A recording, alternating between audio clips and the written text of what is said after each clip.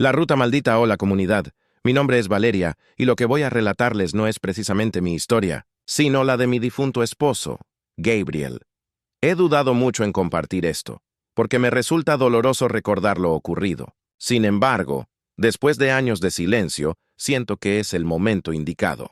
Gabriel amaba las historias de terror. Le fascinaba contarlas con tanto detalle que lograba erizarle la piel a cualquiera. Y por eso, creo que hubiera querido que yo compartiera la suya. El inicio de nuestro camino llegamos a Estados Unidos hace más de 20 años. Jóvenes, llenos de sueños y con el deseo de forjar un futuro. Él tenía 22 años y yo apenas 20. No fue sencillo, pasamos hambre, frío, soledad, pero juntos nos levantamos, conseguimos estabilidad y tras muchos trámites logramos un estatus legal que nos permitió vivir con menos miedo. Todo, en gran parte, gracias al trabajo incansable de Gabriel como trailero. Nos asentamos al norte de Texas, donde construimos nuestro hogar. No era raro que Gabriel tuviera que ausentarse varios días, llevando cargas pesadas a otros estados. Ya estábamos acostumbrados a esa dinámica, así que cuando me dijo que debía llevar mercancía desde Dallas hasta Montana, no me alarmé. Le deseé un buen viaje, recordándole como siempre que me llamara en cada parada para sentirnos cerca. El primer mal sueño esa primera noche me marcó. Gabriel me llamó alrededor de las 8, pero su tono era distinto, como si algo lo perturbara. Le pregunté qué sucedía y tras dudar, terminó confesándome que había tenido un sueño inquietante. En ese sueño, él conducía de noche por una carretera solitaria. La única luz era la de los faros del camión. Aunque sabía que estaba solo, sentía con claridad la presencia de 2 personas dentro de la cabina. Una a su lado, otra detrás. No lograba entender lo que decían, pero intuía que hablaban de él, planeando algo siniestro. De pronto, unas manos grises lo sujetaban con violencia, una en su brazo derecho, otra en el cuello y el brazo izquierdo. La presión era insoportable, al punto de hacerlo gritar de dolor, hasta que despertó jadeando. Yo intenté tranquilizarlo, asegurándole que solo era una pesadilla, y aunque dijo sentirse un poco mejor, su voz me dejó con una sensación helada. La inquietud se repite. A la mañana siguiente volvió a llamarme. Su voz sonaba cansada, apagada. Me contó que tenía dolor en la espalda y que le costaba concentrarse al manejar. Le pedí que llamara a su jefe y pidiera un reemplazo, pero Gabriel insistió en que podía manejarlo. Según él, en unas horas llegaría a destino y todo estaría bien. Sin embargo, 1 hora más tarde me llamó de nuevo. Esta vez no ocultaba su nerviosismo. Me dijo que quería escuchar mi voz en el altavoz mientras conducía. Yo, que trabajaba desde casa, accedí sin problemas. Le hablé de cosas cotidianas, películas, recuerdos, hasta que se armó de valor para confesarme lo que lo inquietaba. Había escuchado un quejido en el camarote del camión. Al principio pensé que lo había imaginado, pero él juraba que no, que fue real. Apenas un segundo, un sonido débil, pero suficiente para helarle la sangre. La segunda pesadilla, cuando terminó la entrega, pensó en descansar en un pequeño pueblo. Me llamó antes de salir de regreso y con voz temblorosa me contó que había tenido la misma pesadilla. Esas manos grises lo sujetaban con fuerza, dejándolo sin aire. Yo le pedí que no manejara de noche, que se quedara en un motel. Pero Gabriel, intentando convencerse de que exageraba, decidió conducir. Yo estaba cada vez más inquieta. Jamás lo había escuchado tan vulnerable en un viaje. La llamada de las 2:30 a.m. Pasada la medianoche me quedé dormida, pero un timbrazo me despertó a las 2:30 de la mañana. Era Gabriel. Contesté de inmediato, y lo que escuché todavía me atormenta. Él gritaba desesperado. Decía que algo estaba en la cabina, detrás de él.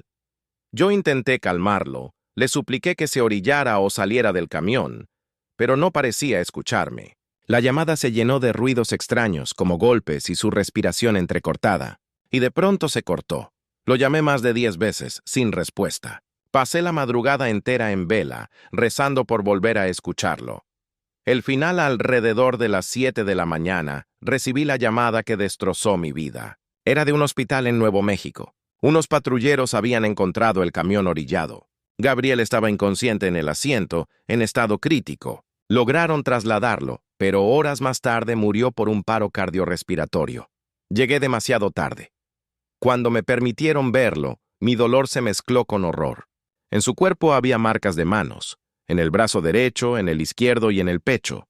Yo, entre lágrimas, le mostré esto a los médicos, quienes me explicaron que seguramente él mismo se había lastimado en la desesperación por conseguir aire. Pero yo sabía que no eran marcas hechas por él, eran idénticas a las que describió en sus pesadillas. El misterio desde entonces no dejó de pensar en lo ocurrido. ¿Fue realmente un problema cardíaco o algo lo acompañó en ese viaje maldito? Las coincidencias son demasiado exactas. Los sueños, los quejidos en el camarote, las marcas en su piel. Todo encaja en una pesadilla que traspasó la realidad. Quizá fue un presagio inevitable. Quizá Gabriel estaba destinado a ese final. O tal vez en esas carreteras solitarias, algo oscuro se esconde, y esa noche decidió llevárselo con él. Yo solo sé que desde entonces, cuando conduzco de noche y miro por el retrovisor, temo ver unas manos grises aparecer detrás de mí. El pasajero invisible. Buenas noches, comunidad. Mi nombre es Oscar, soy originario de San Luis Potosí y me dedico al oficio de trailero desde hace ya varios años. Mi vida transcurre sobre las carreteras de México, en jornadas solitarias que se alargan entre el rugir del motor y la compañía de mi propio cansancio. Estoy acostumbrado a viajar de noche. Siempre me ha parecido más cómodo. Hay menos tráfico, el calor disminuye y la carretera se siente más libre. Pero debo confesar que, desde cierta noche, esa tranquilidad ya no significa lo mismo para mí.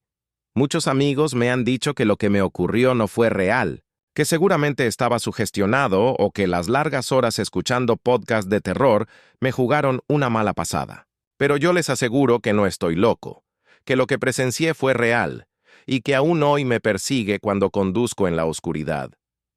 La parada solitaria todo ocurrió una madrugada de abril del año pasado. Había salido desde San Luis Potosí con destino a Tuxtla Gutiérrez, llevando una carga de alimentos. Eran cerca de las 2 de la mañana cuando el cansancio empezó a acumularse en mi cuerpo. Me dolía la espalda y las piernas. Llevaba ya más de 5 horas manejando sin descanso. Cuando vi la luz de una gasolinera a lo lejos, no dudé en detenerme. El lugar estaba casi vacío, salvo por un empleado en la tienda y la tenue iluminación de los baños públicos. Apagué el motor y bajé del camión. El aire era fresco, con ese silencio pesado que solo se encuentra en las madrugadas solitarias de carretera. Entré a la tienda, compré algunas botanas y luego fui al baño para refrescarme. Todo parecía normal, rutinario. Sin embargo, al salir de nuevo hacia la explanada vacía, sentí una extraña pesadez en el ambiente. Y entonces la vi. El rostro en el parabrisas. Cuando levanté la vista hacia mi tráiler, mi corazón dio un vuelco. En el asiento del copiloto, tras el parabrisas, había una mujer. Su piel era pálida como la cera, su cabello largo y oscuro caía sobre los hombros. Estaba completamente inmóvil, mirándome fijamente. Me quedé paralizado.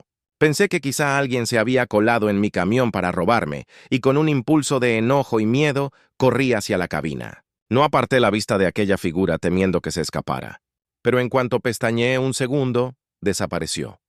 No había manera de que hubiera abierto la puerta y bajado sin que yo lo notara. Yo estaba de frente, en línea recta hacia el tráiler. La mujer se desvaneció como si jamás hubiera estado ahí. Subí de un salto, revisando debajo del tablero, detrás de los asientos, en el camarote, nada. El camión estaba vacío. Sin embargo, algo había cambiado. El aire en la cabina era distinto, más pesado, más frío. La compañía invisible encendí el motor y retomé la carretera. Pero mientras avanzaba, la incomodidad se volvió insoportable. De pronto el interior se volvió helado, pese a que afuera la madrugada era tibia. Cerré las ventanas, pero no sirvió de nada. El frío no venía de afuera, sino de dentro. La música, que siempre me mantenía despierto, empezó a sonar insoportable. La apagué, quedándome con el zumbido del motor y mi propia respiración. Fue entonces cuando comprendí lo que me aterraba. Ya no me sentía solo. Era como si alguien más estuviera en la cabina. No lo veía, pero lo presentía. Y en un instante de lucidez, lo sentí con una claridad perturbadora. Una respiración sutil, justo a mi lado. en el asiento del copiloto. Me concentré en el camino, aferrándome al volante con los nudillos blancos. No me atrevía a girar la cabeza. Cada kilómetro era eterno, y aunque no vi nada con mis ojos, en el fondo sabía que la mujer del parabrisas aún seguía conmigo. El alivio momentáneo tras varias horas conduciendo con esa presencia invisible a mi lado, algo cambió. Poco a poco, el frío desapareció y la sensación de compañía se desvaneció. El ambiente se normalizó como si nada hubiera pasado. Me orillé en la carretera, bajé un momento y respiré con fuerza. El silencio del campo mexicano me envolvió. Miré hacia la cabina del tráiler con desconfianza, temiendo volver a ver aquel rostro pálido. Pero el asiento del copiloto estaba vacío. Creí convencerme de que todo había sido producto del cansancio. Quizá mi mente me jugaba una broma. Quizá mi imaginación estaba demasiado contaminada de relatos de miedo.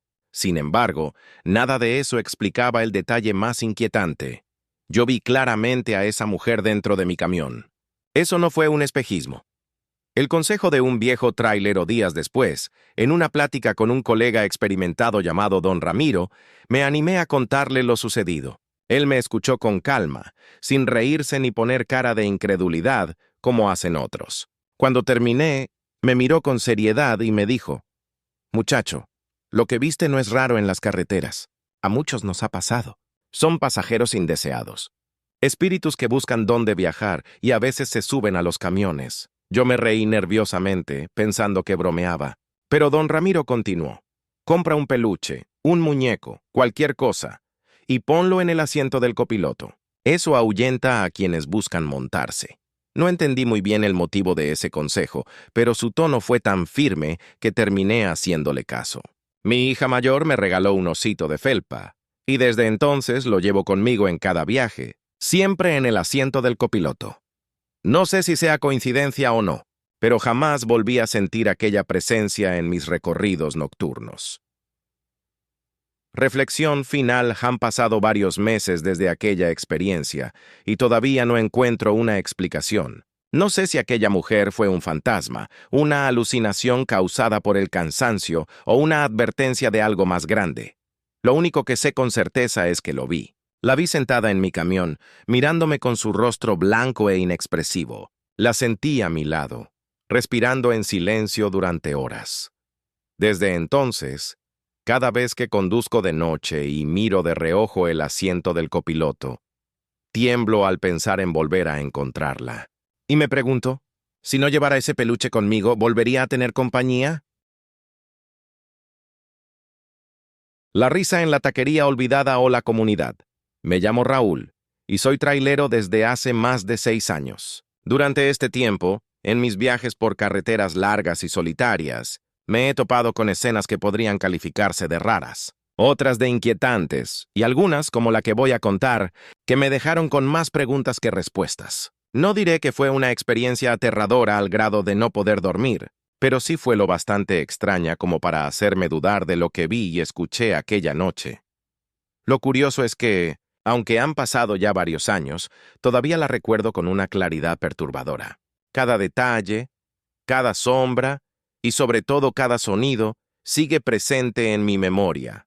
El cansancio de la carretera aquel día me encontraba rumbo a Nuevo Laredo, cargado con mercancía. Había manejado prácticamente sin descanso desde el amanecer, y para cuando el sol empezó a ocultarse, mi estómago rugía con una furia imposible de ignorar. Estaba cansado, hambriento y con los ojos pesados de tanto estar frente al volante.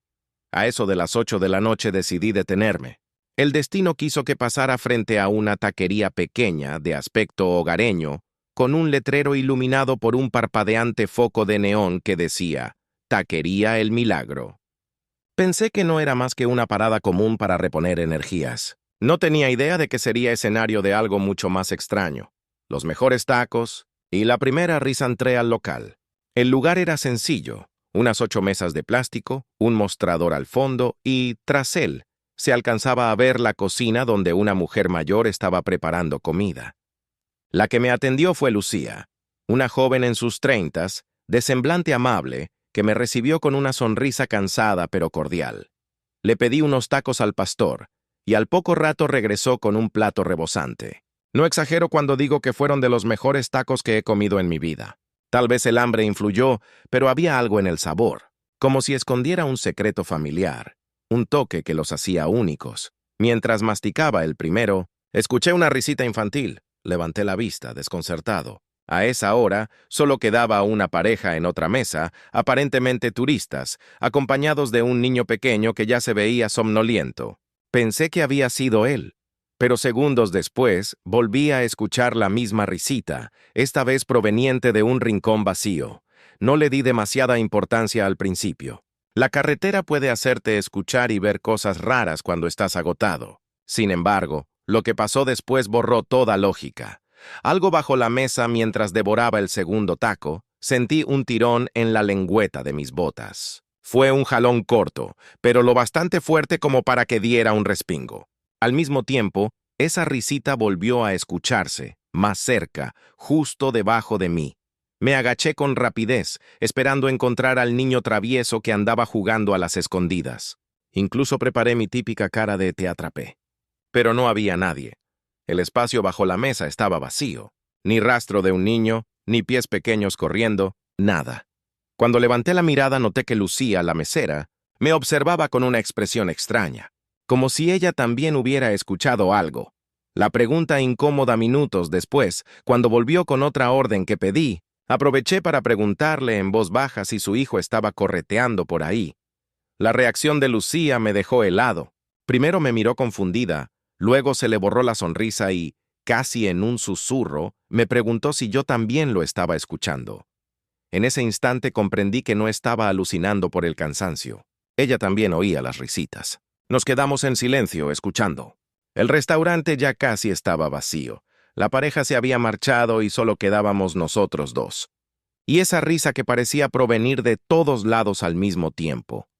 Lucía me pidió permiso para sentarse en mi mesa. Con un hilo de voz, me confesó que desde hacía 2 días escuchaba ese mismo sonido de niño jugando, aunque nunca lograba ver a nadie. Su madre, la mujer que cocinaba al fondo, no le creía.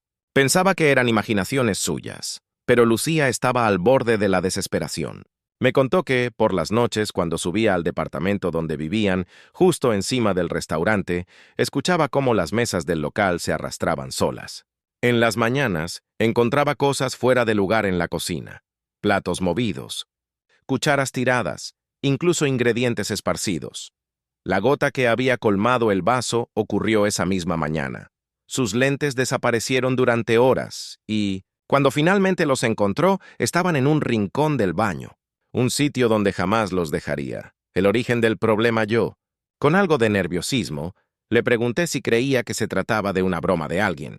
Ella me miró seria, casi ofendida, y supe al instante que hablaba en serio. Recordé algo que mi abuela solía decir, que los espíritus, en ocasiones, se ligan a objetos. Se me ocurrió preguntarle si alguien había dejado algo olvidado en la taquería en esos días. Lucía se quedó pensativa. Después, con los ojos abiertos como si de pronto encajaran todas las piezas, me dijo que sí. 2 noches atrás, una familia había comido allí, y, al marcharse, habían olvidado un muñeco viejo, de aspecto antiguo, con ropa desgastada y una sonrisa cosida en la cara. Su madre lo había guardado en la bodega, pensando que tal vez regresarían a buscarlo. Y, casualmente, desde entonces habían comenzado los ruidos y las risitas. Me recorrió un escalofrío. La risa cada vez más cerca de pronto. Ambos escuchamos nuevamente la risa, esta vez proveniente del fondo del restaurante. Era clara, nítida, como si un niño estuviera jugando a las escondidas detrás de una mesa vacía. Lucía bajó la voz y me confesó que, aunque pensaba que el niño no quería hacer daño, el simple hecho de no poder verlo la tenía aterrada. No supe qué decirle. Yo también estaba inquieto, pero no quería demostrarlo. Le sugerí que se deshiciera del muñeco, que lo llevara a una iglesia, o que lo tirara, pero que no lo dejara allí. Ella me agradeció el consejo, aunque sus manos temblaban mientras se levantaba de la mesa. El último momento, terminé mi comida en silencio, mirando a cada rato alrededor, esperando volver a sentir aquel tirón en mis botas. Pero no pasó nada más. Cuando me levanté para irme, le agradecí a Lucía por la comida y le dejé una propina generosa. Antes de salir, la miré una última vez. Tenía la misma expresión de alguien atrapado en un miedo constante, como si no pudiera escapar ni en su propia casa. Al abrir la puerta de la taquería, escuché de nuevo esa risita, pero esta vez no venía del fondo. Venía justo detrás de mí, no volteé. Solo caminé hacia mi tráiler y arranqué con el corazón acelerado. Epílogo: nunca más volví a pasar por esa carretera. No sé qué habrá sido de Lucía, de su madre o de la taquería El Milagro. Me pregunto si se deshicieron del muñeco, si lograron encontrar paz o si, por el contrario, aquel espíritu infantil siguió habitando el lugar. Lo que sí sé es que esa risa aún resuena en mi memoria cada vez que paso solo la noche en alguna carretera. Tal vez fue una simple coincidencia, tal vez un truco de la mente cansada. Pero hay algo dentro de mí que me dice que no fue así, porque las risas de los niños suelen ser dulces, inocentes. Pero aquella tenía algo distinto, algo que aún hoy no logro describir.